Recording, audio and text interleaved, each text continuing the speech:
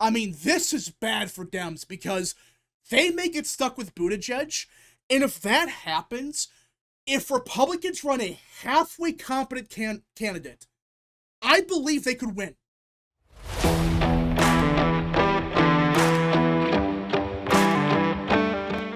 What is up, people of the internet? It is me, Real American, back in with a new video, and I hope everyone is having a great day. I'm having a great day myself, and before we get into it, don't forget to like, subscribe, share with your friends, and of course, join the channel today. These are all great ways to support the daily content, but enough of the promotional stuff. Let us get into it because we have breaking news out of the state of Michigan, as Democrat Senator Gary Peters has just announced his retirement. Yes, that Gary Peters, the same one that is up in 2026 and in a seat that, if Republicans run someone halfway decent, we could potentially flip the Senate seat in Michigan. This is such a big deal and, quite frankly, came out of nowhere. I mean, no one really thought that Gary Peters was gonna retire. Everyone thought, oh, he's getting up there in age, but at the bare minimum, he's gonna run in 2026, and he might retire in a couple of years, but for now, he's going to run in 2026 and that's it. Well, that didn't happen. He just announced he is retiring. He's not going to run again, which is such a massive blow to the Democrat Party, especially in Michigan. But nationwide, this, in my opinion, killed any chance of Democrats retaking the Senate, which I always thought was kind of ludicrous to claim that, oh yeah, Democrats are going to somehow take back the Senate. Like, you look at the map for 2026, and already it is very, very, very tough for Democrats to even win a couple seats. I mean, they got to win 4 seats to get a real majority. And I know you could argue, well, you got to worry about Lisa Murkowski, but listen, with J.D. Vance as a tie-breaking vote, Democrats need to flip 4 Senate seats. And okay, let's say they beat Susan Collins in Maine. Let's say they win in North Carolina. Well, they're still only at 51. They needed 2 more flips. That would be what? Ohio and Iowa? Yeah, no, that's not going to happen. So already, their pathway to a Senate majority was all but dead. But now you have an open seat in Michigan, one of the few states that Democrats have to hold on. They cannot afford to lose Michigan. They cannot afford to lose Georgia, New Hampshire. No state. They cannot lose anything if they want to somehow sneak their way into a Senate majority after 2026. And that's why this is such a big deal, because now Democrats don't have Gary Peters in Michigan. Now there's a good chance that the primary in Michigan is going to be an absolute shit show. I mean, look at how many people are potentially going to run. I mean, these are not some random people no one ever heard about. And the biggest name on this list is, of course, Pete Buttigieg. And according to Axios, he is taking a serious look at the Michigan Senate race in 2026. You can't make this up. Pete Buttigieg, the former mayor of South Bend, Indiana, not Michigan, Indiana, and a very unpopular Secretary of Transportation. Like, did everyone just forget that Pete Buttigieg was a complete disaster as Transportation Secretary? I mean, no one liked the guy. Everyone knew this guy had no clue what the hell he was doing. He was incompetent, and let's be honest, the only reason he was put into that position was because he dropped out in 2020 and endorsed Biden. That's the truth in it. That's the only reason Pete Buttigieg ever was Transportation Secretary. But now, you have a carpetbagger that was an unpopular Secretary of Transportation taking a serious look at running for the Michigan Senate seat in 2026. You cannot make this up, and apparently, many donors are thinking he's going to run. Many donors interpreted his enthusiasm as a clear sign that he planned to run statewide in 2026, or, God help us all, for president in 2028. Really? Pete Buttigieg, of all people you could run, they are seriously talking about running Pete Buttigieg in Michigan, not even Indiana. This isn't his own state. He carpetbagged from Indiana to Michigan. By the way, he was a very unpopular mayor, garbage transportation secretary, and now Democrats are saying, yeah, you know what? Pete Buttigieg should run for governor. What's the worst that could happen? It's just unbelievable that this is even real. I mean, we're not talking about, oh, it's he said, she said, he said. No. Apparently, it's big donors in Michigan are saying, yeah, this guy's probably running for office, and Axios is reporting it.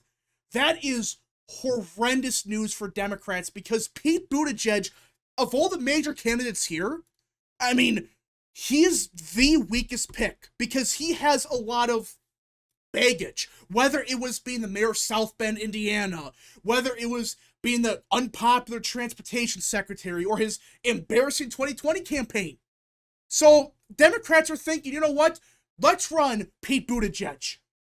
I mean, this is bad for Dems because they may get stuck with Buttigieg, and if that happens, if Republicans run a halfway competent candidate, I believe they could win. I'm not saying for sure they're going to win by 50 points, but of all these candidates here, Pete Buttigieg is the weakest. From everything I know, Pete Buttigieg has the most problems. And you could say, well, maybe Gretchen Whitmer. She's already said, no, I am not running for Senate in 2026, which many people are thinking she's running for president in 2028. So even your popular Democratic governor of Michigan, even she is saying, oh, hell no to that. I'm not going to run. So instead of running Gretchen Whitmer, you're going to potentially run Pete Buttigieg. And you're possibly going to have an absolute shit show of a primary. That is not a good combination for Democrats whatsoever, especially in a year that they need to hold on to Michigan for dear life if they want any chance at winning the Senate. Because if they have a disastrous primary and they pick Pete Buttigieg, there's a chance they can win Michigan. And there's a chance they can win Georgia. Which, if they actually win both these seats and they get the 55 Senate seats, the Republican majority would be real. Because we wouldn't have to worry about Collins, we wouldn't have to worry about Murkowski, McConnell's gone. I mean, if this actually happens where Republicans gain Michigan, they win Georgia, Democrats are in a lot of trouble. And if they win both those seats, the Republicans are going to have the Senate majority for a long time. But it's not just a Senate race that is a complete disaster for Democrats. No.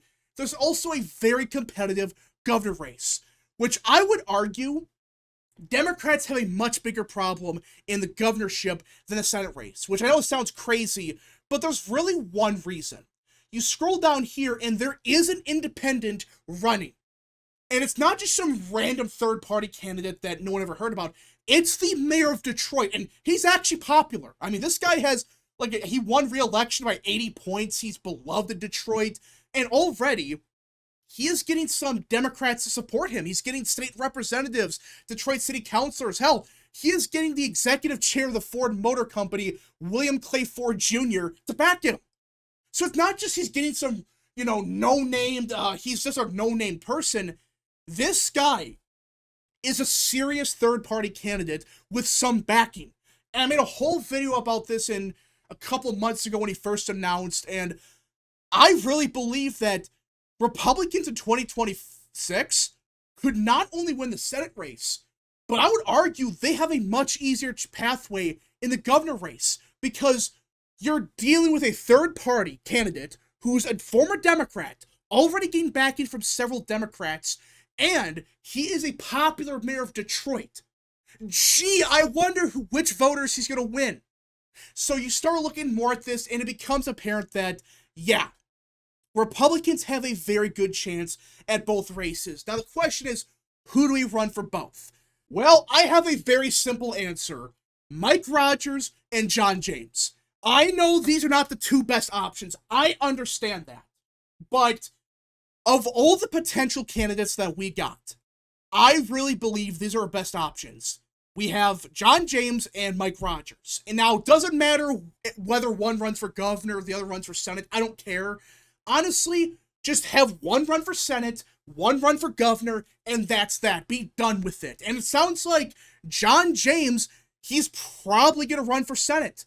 because within like 5 minutes of Gary Peters announcing his retirement, he posted this: "Brighter days are ahead for Michigan." Now, does this mean he's for sure going to run? Of course not. But it does seem like, at the bare minimum, John James is very interested. Why would you post this within minutes of Gary Peters retiring? It's as if he probably wants to run. So you start looking at these races, and Democrats are in trouble in both, because Pete Buttigieg will be a freaking disaster, and that primary might be a complete disaster. And for the governorship, well, the problem for them is they have a major third-party candidate that's going to take votes away from them. And if Republicans run someone like Mike Rogers, again, not the best candidate, but run someone like that, he's probably going to win. Now, I do think if Republicans run a halfway good campaign and just run basically anyone, they could win either of these seats. But there's really one person that I think if you run, you're going to lose. And that's, of course, Tudor Dixon. For those that don't know, Tudor Dixon back in 2022 ran for governor of Michigan, and she got walloped. Now, a big reason she did was she said some very interesting things about abortion, right? It was not popular what she said, and she got crushed.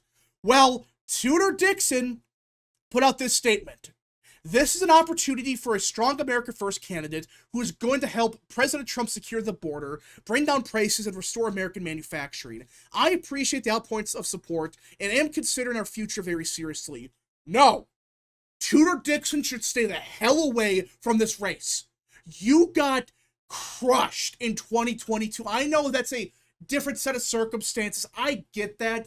But Tudor Dixon got absolutely walloped. And I know the abortion stuff, which again, I've said many times that the issue of abortion, it's not going to be as impactful as it was in 22.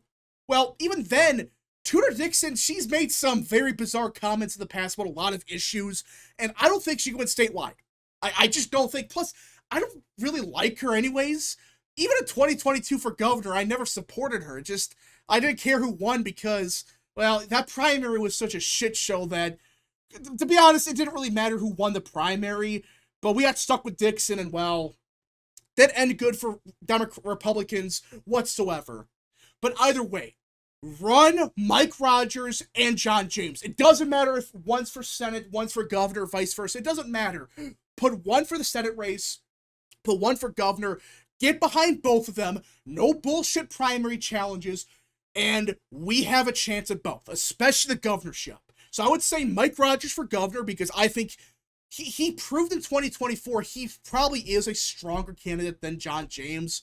Though you could argue that's because Trump's on the ballot, but either way, Mike Rogers probably for governor and John James probably for Senate, I'm guessing. Which John James, he's ran for Senate twice. And in 2020, he came damn close to winning.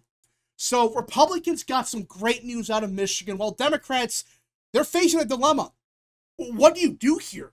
I mean, you are in trouble for the governorship already, and now the Senate race is completely wide open, and you may get stuck with Pete Buttigieg. Congratulations, you played yourselves. But a lot of stuff could change. It's only 2025, so we gotta see what happens. But anyways, folks, thank you so much for watching. If you guys did enjoy, smash the like button down below, subscribe, share with your friends, hit that little bell, follow the social media accounts in the description down below, and of course, join the channel today. Godspeed to all of you.